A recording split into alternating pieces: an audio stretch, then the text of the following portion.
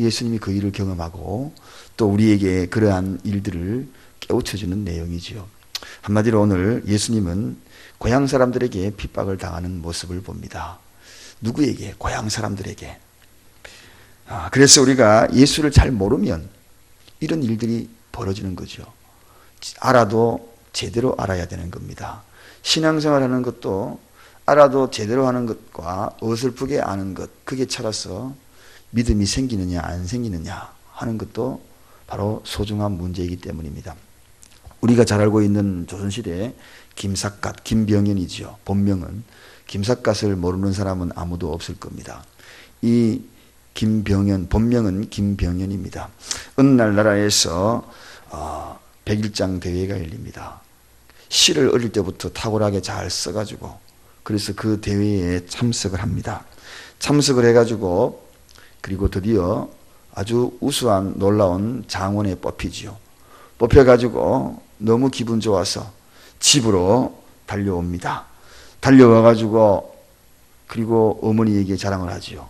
당시에 이 김삿갓은 어머니하고 아주 숲속에 저 산속에 2명이 살았습니다. 집안의 내력이 어떤지 모르지만 이 2사람만 어머니와 아들하고 둘이 살았다는 이야기지요. 그래서 어머니가 묻습니다. 아들아, 네가 어떻게 해서 그 상을 받았느냐? 그렇게 이야기하니까 예 어머니, 제가 이 김익순이라는 사람, 이 김익순이라는 그 사람이 얼마나 역적이었습니까? 그래서 그 역적을 상대로 해서 식구를 만들어서 제가 시를 써서 장원이 되었습니다. 그렇게 이야기하는 겁니다. 그 이야기를 듣자마자 어머니가 기절해가지고 그냥 깨어나지를 못하는 겁니다. 나중에 알고 보니까 그 김익순이 누구냐 하면 바로 친할아버지였던 겁니다. 근데 친할아버지가 모함을 당하죠. 정말 역적이 아니라 모함을 당해가지고 집안이 풍지박산 나고 쫓겨 어머니하고 단둘이 김삿갓과 살았던 것입니다. 근데 이 김삿갓이 그것도 모르고 친할아버지가 역적으로 몰려가지고 그렇게 비참하게 그렇게 죽어갔던 것도 모르고 그래 친할아버지 역적에 대해서 글을 써서 그렇게 해서 장원이 됐다는 거죠. 이 사실을 어머니에게 전해 듣고 김삿갓이 평생의 삿갓을 쓰고 이렇게 죄인입니다. 나는 할아버지 그 고귀한 것을 알지 못하고 역적으로 내몰아서 시를 써서 장원받고 상을 받았다. 그래서 평생을 삿갓 쓰고 얼굴조차도 나는 드러내기 어렵다. 부끄러운 존재다. 그러면서 살아갔던 것이 바로 이 김삿갓이 되었던 겁니다. 김병연이 되었던 것입니다. 여러분 이렇게 모르면은 이런 일들이 벌어지는 거죠. 자, 충성스러운 사람도 모르면 이렇게 역적으로 몰아가지고 그렇게 해서 자기 할아버지 역적으로 모았던 그 시를 써서 상을 받는 겁니다. 오늘 여기에 예수를 왜 핍박했는가? 이 예수님이 얼마나 좋은 일 많이 했습니까? 이렇게 많은 좋은 일을 하고 그리고 병자를 고치고 억눌린 자를 손을 잡아주고 가난한 자들에게 친구가 되어주고 죄인들에게 친구가 되어주고 그렇게 해가지고 했는데 결과적으로 오늘 예수님이 핍박을 당하거든요. 어디에서? 고향 땅에서. 그것도 고향 땅에서. 예수님이 오늘 여기에 자신의 고향 나사렛 그쪽으로 가가지고 거기에서 아주 핍박을 받고 제대로 이 사람들이 알았으면 알기는 알았지만 어설프게 알았던 것입니다. 누가 핍박하는지 아느냐? 여러분 사실은 누가 제일 핍박할 것 같습니까? 누가 제일 여러분들을 힘들게 만들 것 같아요? 나를 어설프게 알면 힘들게 만들고 진짜 알면 안 그러거든요.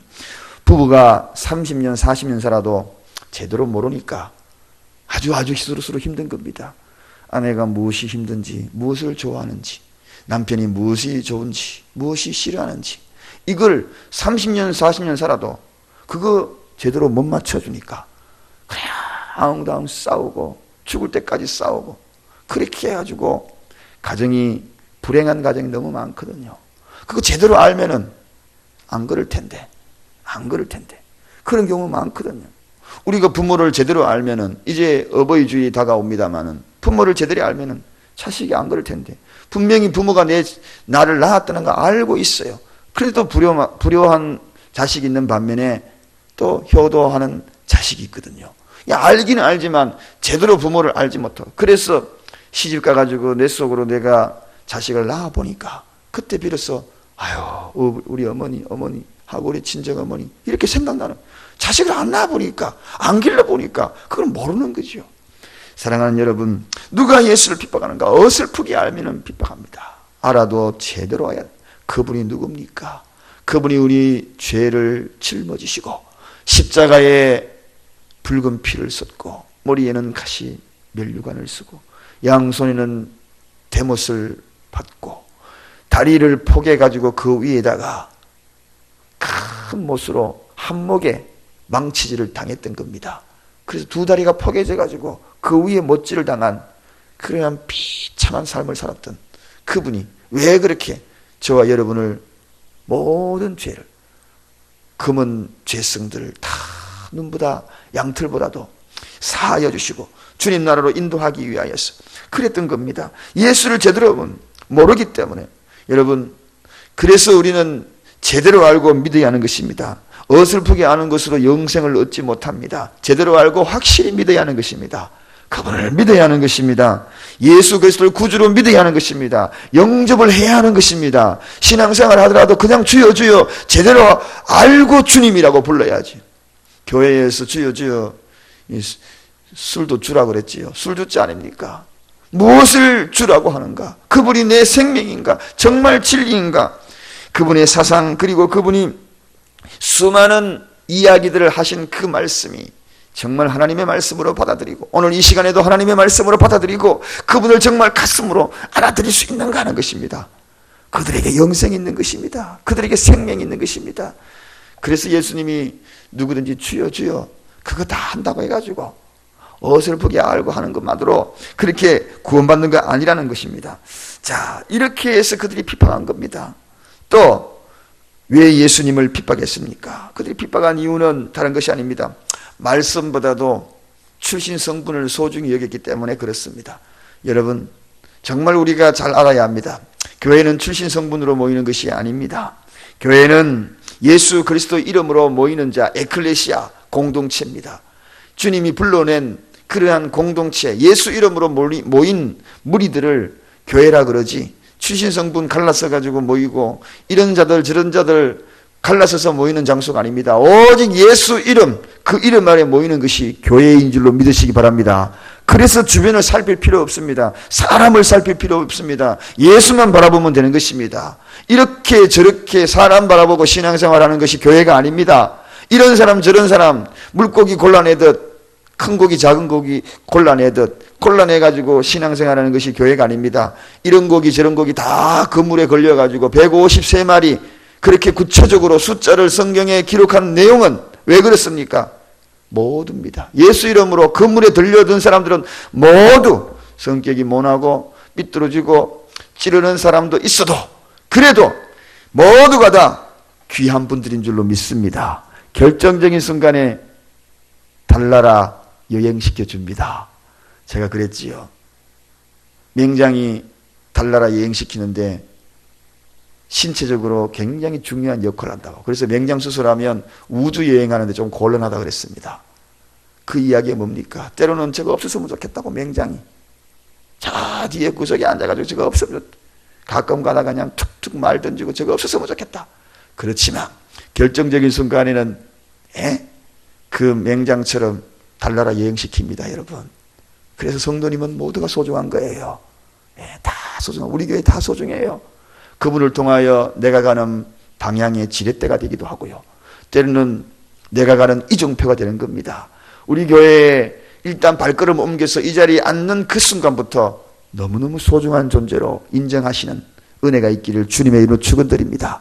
그래도 우리가 함께 가야 될 사람 아닙니까? 예수님도 안 그랬는데 오늘 여기에 보십시오. 말씀보다 출신 성분을, 이 출신 성분이라고 그래가지고 꼭 지역적인 출신 성분만 이야기하는 겁니다. 하는 것은 아닙니다. 잘 배우고 못 배우고 못생기고 잘생기고 성격이 때로는 모나고 이거 다 포함되는 것이 이게 출신 성분입니다, 여러분. 한마디로 오늘 성경에 뭐라고 이야기합니까? 3절에 그들이 이야기하는 것이 뭡니까? 이 사람이 마리아이다 목수가 아니냐? 목수가 아니냐? 이렇게 이야기합니다. 목수 아들이 아니냐? 목수 아들이 뭔데?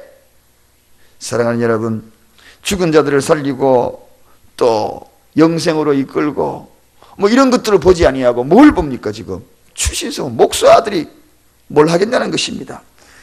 이런 것들, 직업이 문제냐, 성품이 문제냐, 아니면은 학교 배경이 문제냐, 그런 문제가 아니에요.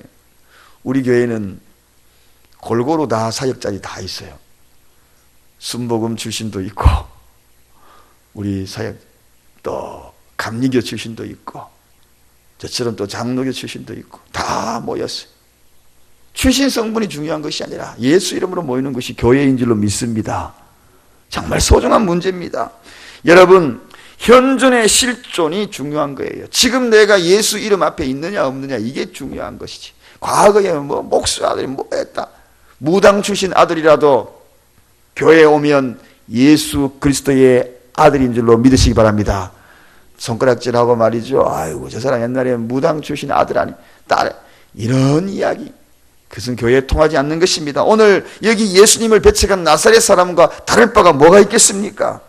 여러분, 사랑하는 여러분, 그것은 우리 인간 세상에서 과거를 통하여 구원받을 수 있는 사람이 아무도 없기 때문입니다.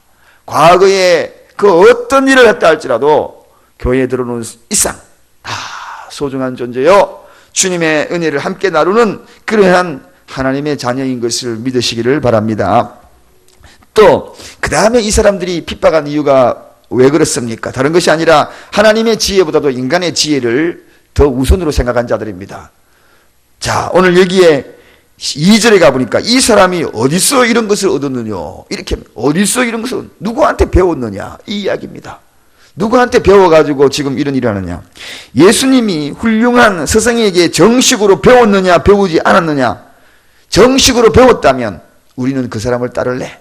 그러나 이 사람이 목수의 아들 출신이 정식으로 배운 사람도 아니야, 이렇게 인정하는 거죠.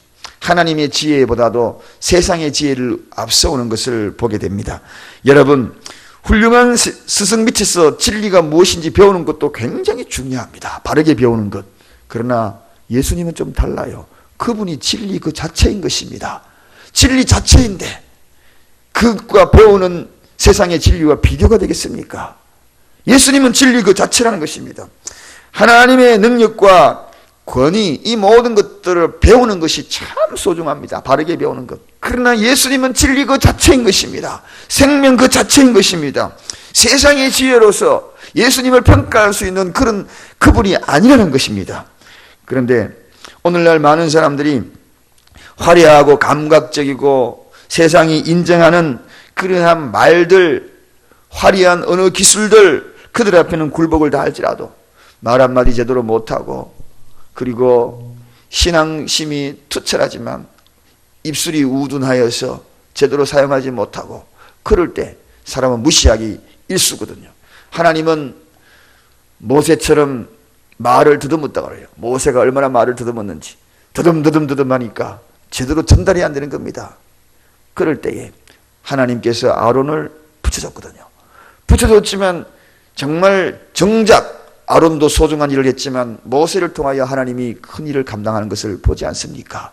여러분, 말 못해도 하나님의 능력과 권능이 세상의 지혜보다도 앞선다는 것, 여러분 이걸 꼭 아시기 바랍니다.